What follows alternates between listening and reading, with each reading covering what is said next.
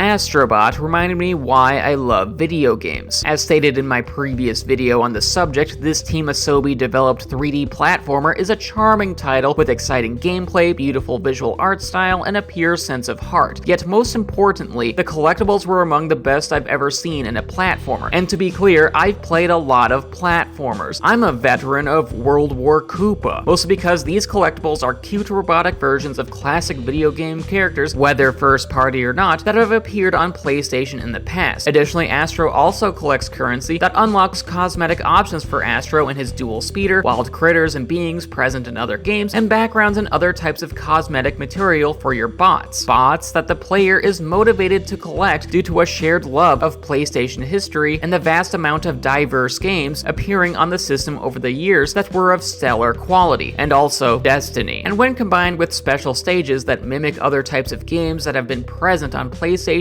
in modernity like God of War or in the past like Ape Escape, Astrobot's collectibles hits the player in a wholesome nostalgic pressure point. We feel an overwhelmingly positive sense of joy from both playing the game and accruing all the collectibles that harken back to older games, ones that we may have played a decade ago or even when we were children. Which I mean literal children, not children who are technically adults like myself. But with that said, the nostalgia stirred another emotion inside of me, which was wistfulness. Because while Astrobot hit my nostalgic pleasure center like a dominatrix that specializes in good vibes, my ass was also slapped red by a sense of sadness and even loss in regards to the video game medium. Because even though I loved and enjoyed every second of Astrobot and how those earlier mentioned collectibles reminded me of all these games that I adored, I couldn't escape from the undeniable fact that the reason for my nostalgia was in large part due to how a lot of these franchises that I loved in the 2010s,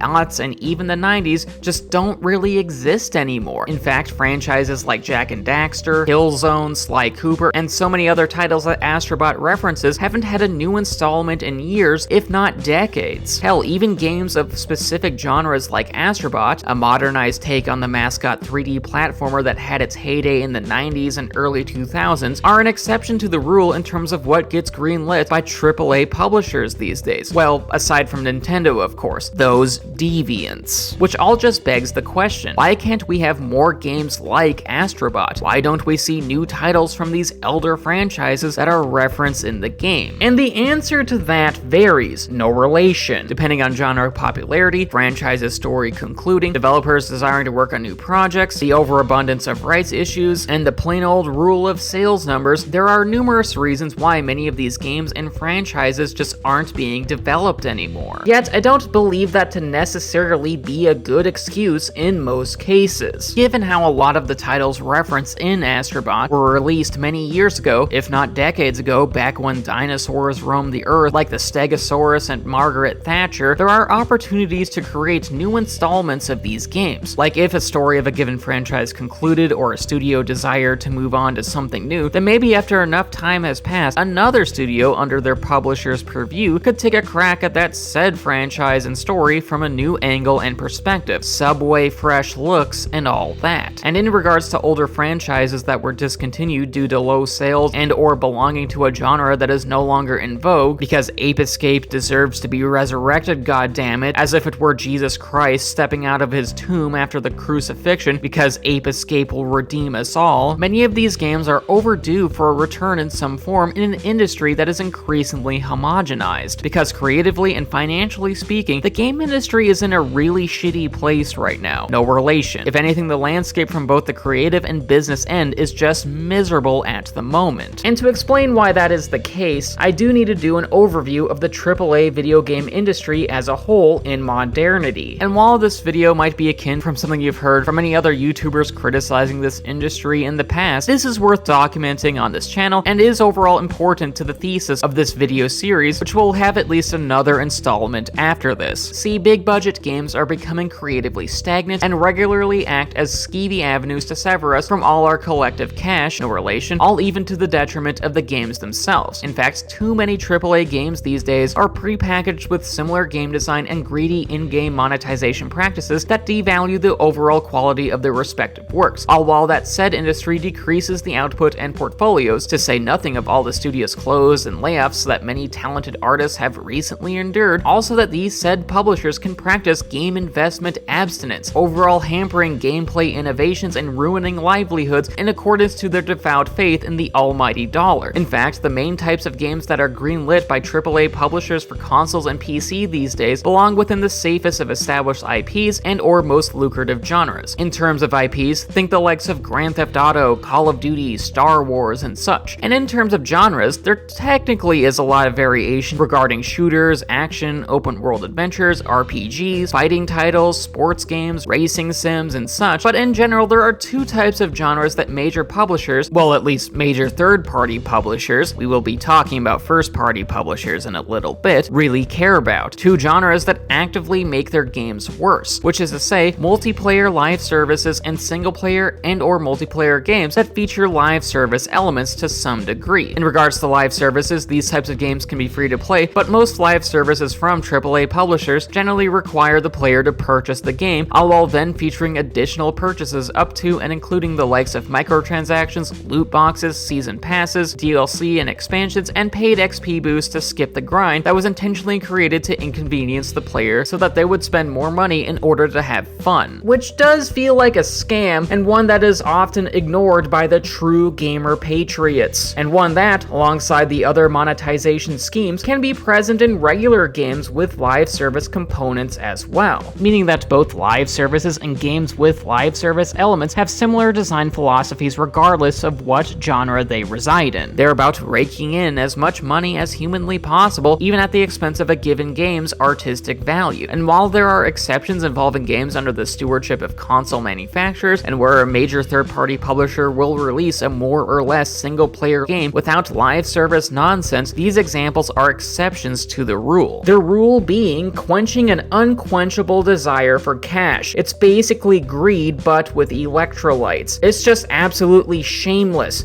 Don't forget to like and subscribe. This increasing sense of publisher avarice coincides with both the increased development time and financial costs of any given AAA game, seeing as there's a bigger push for graphic, technological, and visual fidelity within major titles, as well as the gargantuan scale in terms of developing massive open-world games that are of the quality and prestige of a high-quality movie or TV show, or live services with a lot of moving parts and needs for maintenance. We live in an era where there's an expectation that the creation of AAA titles will cost in the hundreds of millions of dollars, as well as have a development cycle of 5 years at minimum. Hence, this is one of the more important reasons as to why major publishers have steadily decreased output, shuttered studios, and laid people off over the last several years. And to be clear, this is a problem of the game industry's own making. For decades now, the industry has pushed its propaganda. No, not the type that some stupid people on the internet say when a game features women, LGBTQ characters, or people of color. I'm talking about the real game industry propaganda peddled to us by some of the greediest assholes. The type that involves prioritizing graphics and technical ability over gameplay, story, and art style to the point that that's what many people wrongly care about. And admittedly, this goes for both AAA single-player and live service games with realistic graphics and superior and fluid performance, though we will be talking more about live services in the following section than single-player titles, because while the business is fraught for both types of high-budget games with realistic graphics, at least single-player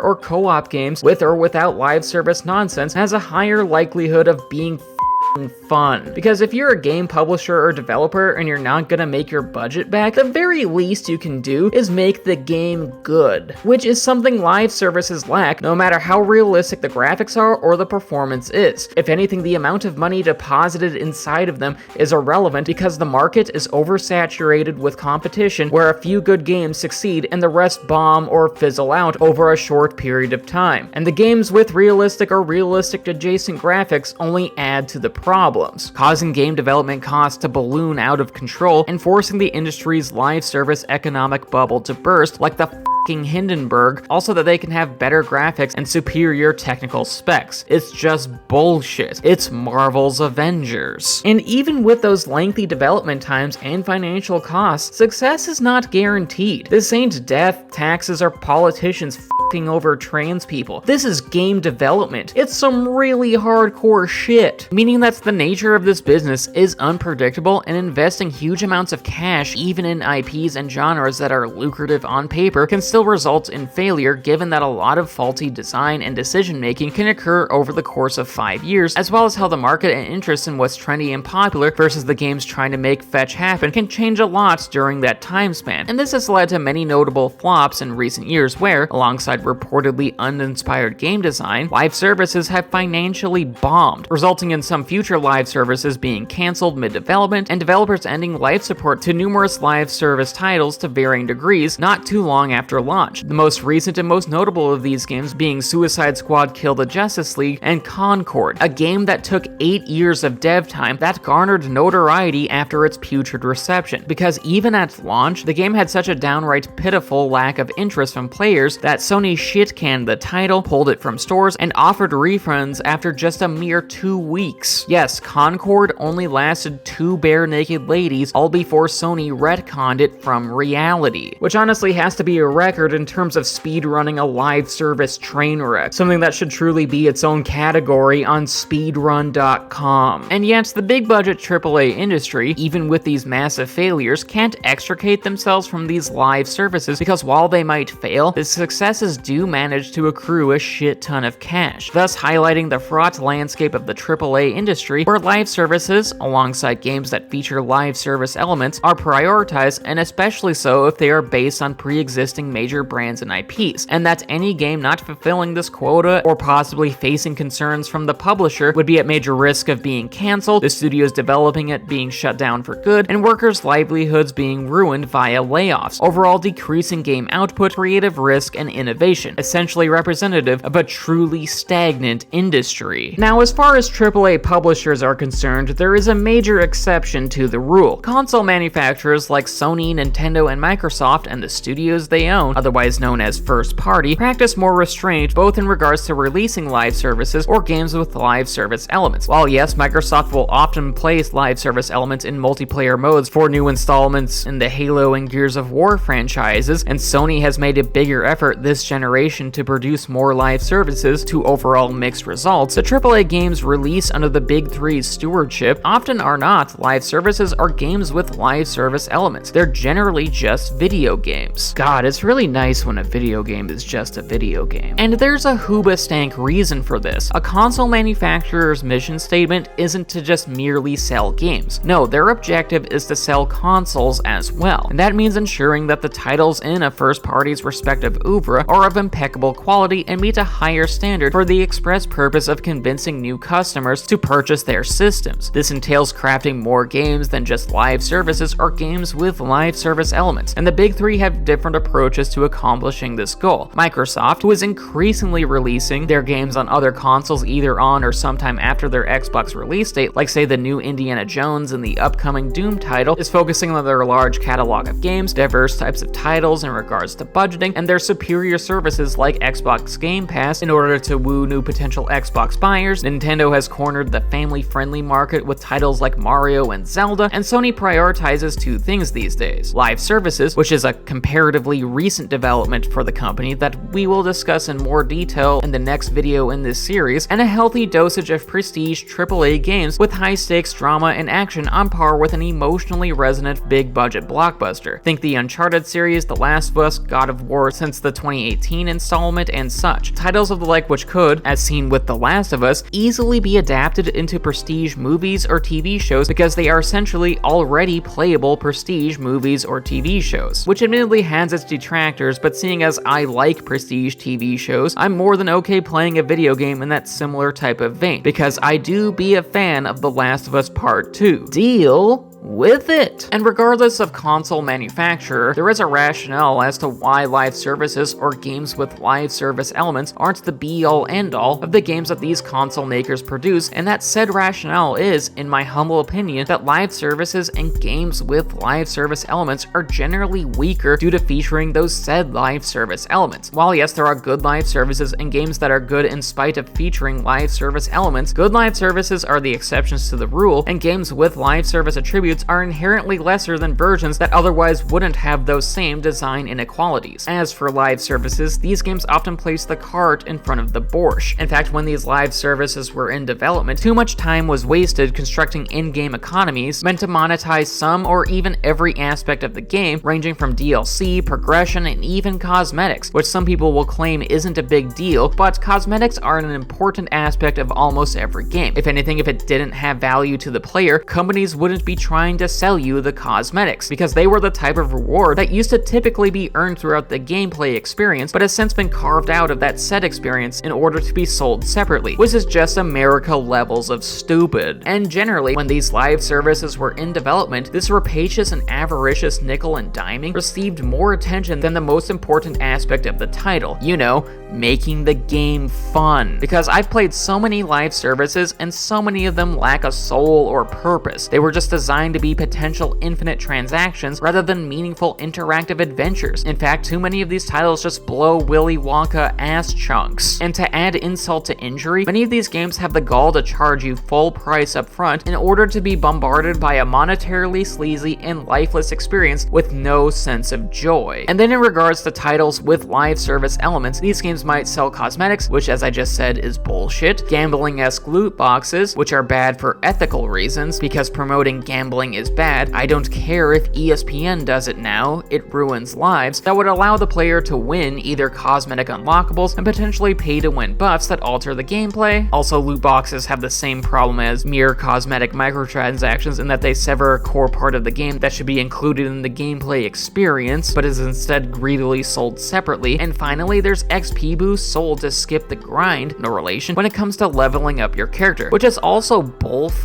Because titles with monetized XP boosts to level up faster were built with unbalanced leveling systems in play, because generally speaking, they were intentionally designed to make character progression slower and thus be a less rewarding experience in order to manufacture a need to skip that unrewarding grind, a manufactured need with dollar signs attached. In other words, in regards to live services, there are few titles in this genre that feature high craftsmanship, and when it comes to games with live service elements, these titles can still technically be good, but those said live service components devalue the overall experience to some degree or another. They generally just don't make a game better. So what does all of this have to do with Sony and Astrobot? After all, this video began as an honest question as to why games like Astrobot, and many of the games that Astrobot references, which a lot of them are Sony games, don't really get greenlit all that often anymore. And while this video did a broad overview of the financial shit show that sums up the business end of the game industry in 2025, we haven't talked all that much about Sony and Astrobot, save for a few broad strokes both at the beginning and the end. And we will be going over that on the following video in this Astrobot playlist. Because yes, this is another multi-installment video series, which that might alarm you because of my past inability to finish those aforementioned multi-installment video series. But rest assured, I can do this now. I have the ability to focus now. I'm on Adderall. So see you on the next one. Drink plenty